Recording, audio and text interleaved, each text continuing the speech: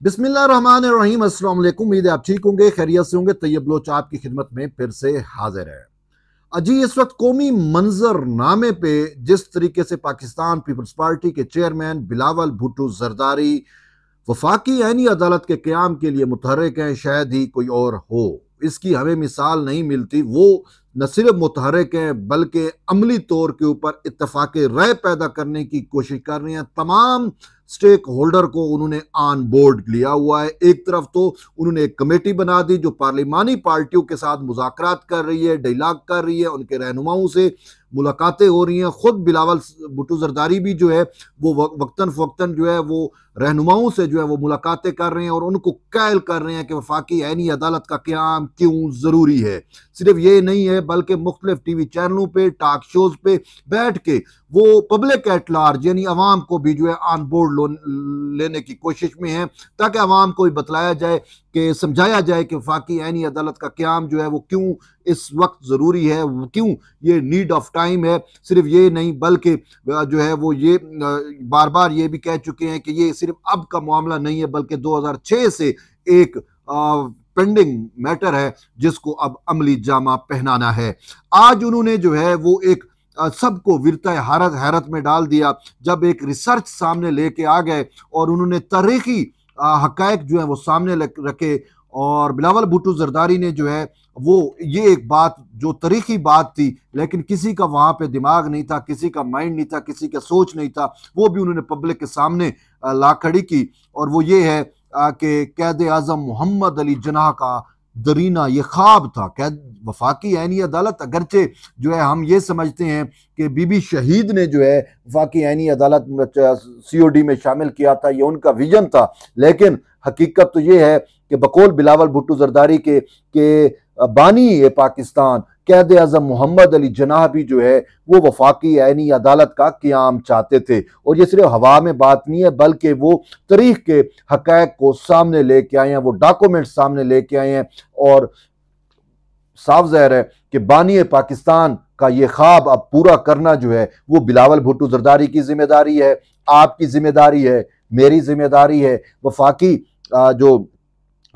ये जो बैठी हैं पार्लिमान में पॉलिटिकल जमातें, अब ये उनकी जिम्मेदारी है कि बानी पाकिस्तान का जो विजन था अब उसको बिलावल भुट्टो जरदारी लीड कर रही हैं। और वो जो है अब इसी वजह से चाहते हैं कि ये जो है वफाकी ऐनी अदालत का क़याम हो। और खुशी की बात यह है, मज़े की बात यह है कि जो विजन था अपना कैद आज़म मोहम्मद अली जिन्ना का, तो जो पाकिस्तान पीपल्स पार्टी ने ड्राफ्ट तैयार किया है बिल्कुल सेम ड्राफ्ट है, यानी मुमासलियत रखता है। तो ये एक बड़ी खुशाइंद बात है कि कम से कम पाकिस्तान पीपल्स पार्टी बानी पाकिस्तान मोहम्मद अली जिन्ना के उस विजन को जो है वो इम्प्लीमेंट करने जा रही है। और ये अकेला बिलावल का क्रेडिट नहीं जाएगा बल्कि पार्लिमान में बैठी हुई तमाम जमातों को ये क्रेडिट जाएगा। और ये जो तारीखी हक़ाइक़ बिलावल सामने लेके आए, मैं वो हक़ाइक़ आपको बताता हूँ। ये जो तारीखी हक़ाइक़ बिलावल सामने लेके आए हैं, इससे जो लोग जो है वो मनगढ़ंत जो है वो प्रोपेगेंडा कर रहे थे और ये कह रहे थे कि जी वफाकी ऐनी अदालत जो है वो सुप्रीम कोर्ट के पैरेलल एक होगी और ये होगा और वो होगा, सुप्रीम कोर्ट के इख्तियारात सलब करने की बातें हो रही हैं कि ये इख्तियारात सलब हो जाएंगे, फलां होगा फलां होगा। ऐसा कुछ भी नहीं है, बाकी दुनिया में भी ऐसा होता है और ये तो कैद आज़म का विजन है। तो जब जो पाकिस्तान बना रहे थे वो ये भी चाहते थे कि वफाकी ऐनी अदालत का क़याम हो। अगरचे हम नहीं कर पाए लेकिन अब जब नीड ऑफ टाइम है, जब वक्त की ज़रूरत है, जब वक्त का तकाजा है, तो अब हमें इसको फुलफिल करना चाहिए। और ख़ासकर इन हक़ाइक़ के बाद जो है वो जो मुखालफत कर रहे हैं वो खसियाना समूह लेके रह जाएंगे। Chairman Pakistan Peoples Party Bilawal Bhutto Zardari ने ट्विटर पे अपने पैगाम में कहा है कि वफाकी ऐनी अदालत का क़याम कैद आज़म का ख्वाब था। कैद आज़म ने सबसे पहले वफाकी ऐनी अदालत की तजवीज़ पेश की थी। कैद आज़म मोहम्मद अली जिन्ना ने पहली मरतबा वफाकी ऐनी अदालत की तफसील 27 अक्टूबर 1931 को लंदन में मुनक़िदा गोल मेज कॉन्फ्रेंस में पेश की। कैद आज़म मोहम्मद अली जिन्ना की यह तजवीज़ तकरीबन पाकिस्तान पीपल्स पार्टी की पेश करदा तजवीज़ से मुमासलत रखती है।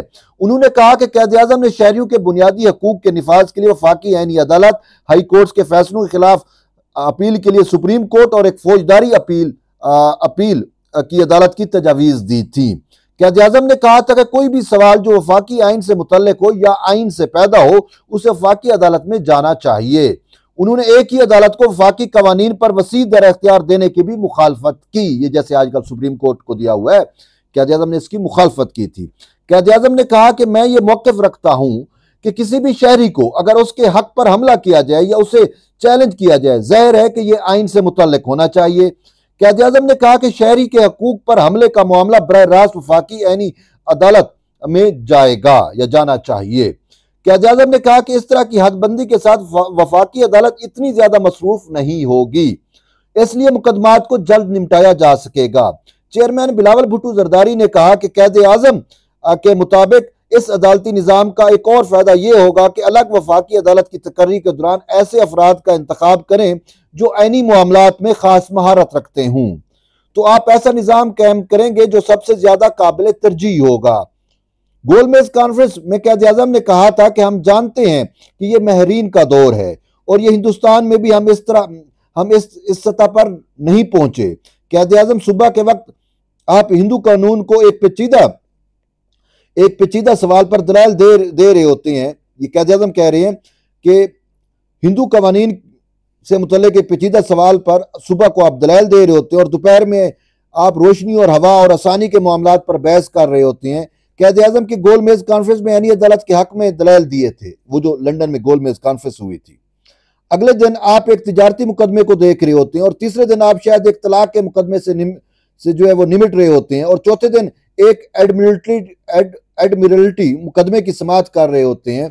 क़ायद आज़म की गोलमेज कॉन्फ्रेंस में आईनी अदालत के हक में दलाल दिए थे। ये क़ायद आज़म की जानिब से अदालतों पर गैर जरूरी बोझ को कम करने का हल था जो उनको दिए गए वसी दर अख्तियार की वजह से था। Chairman Pakistan Peoples Party Bilawal Bhutto Zardari ने कहा है कि क़ायद आज़म की तजावीज़ बाद में जर्मनी के 1949 के बुनियादी कानून से भी मुमासलत रखती थी जिसने वफाकी आईनी अदालत कायम की। देखें, यह है अब हमारे क़ायद आज़म का विजन। उन्होंने 27 अक्टूबर 1931 को लंदन के अंदर जो गोलमेज कॉन्फ्रेंस हुई उसमें उन्होंने जवाब पैदा किया, उन्होंने अपने दलाइल दिए, उन्होंने आर्गूमेंट्स इख्तियार किए कि वफाकी आईनी अदालत का क़याम क्यों जरूरी है। और हम तो नहीं कर सके, अनफॉर्चुनेटली 1947 में हमारा मुल्क बन गया, खैर 1973 में भी कानून आया, नहीं बना सके। लेकिन बिलावल भुट्टो जरदारी साहब ये कह रहे हैं कि क़ायद आज़म की इन तजावीज़ पे जर्मनी ने अमल किया और जर्मनी ने 1949 के बुनियादी कानून से यानी 1949 में जो है उन्होंने अपने आइन और कानून में जो है वफाकी आईनी अदालत के क़याम की बात की, बल्कि बाद में उसे जो है वो कायम भी कर दिया। तो अब जर्मनी ने कर लिया, जर्मनी ने हमारे बानी पाकिस्तान की तजवीज़ को उठा के इतलाक किया।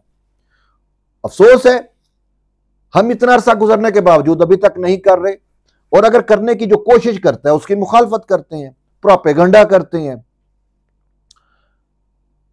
अभी ये वक्त है और इस पे सबको मुतफिक होना पड़ेगा, होना चाहिए। तभी बिलावल भुट्टो जरदारी कहते हैं कि नंबर गेम मसला नहीं है, लेकिन हम चाहते हैं कि ये इतना बड़ा इकदाम है तो ये इत्तफाक राय से हो जाना चाहिए। मुझे अब समझ नहीं आती, मौलाना साहब के जो हैं वो कमरान मुर्जा साहब, वो पता नहीं कहाँ की खिचड़ी लेके आ गए हैं कि जिन्हीं आईनी बेंच होना चाहिए।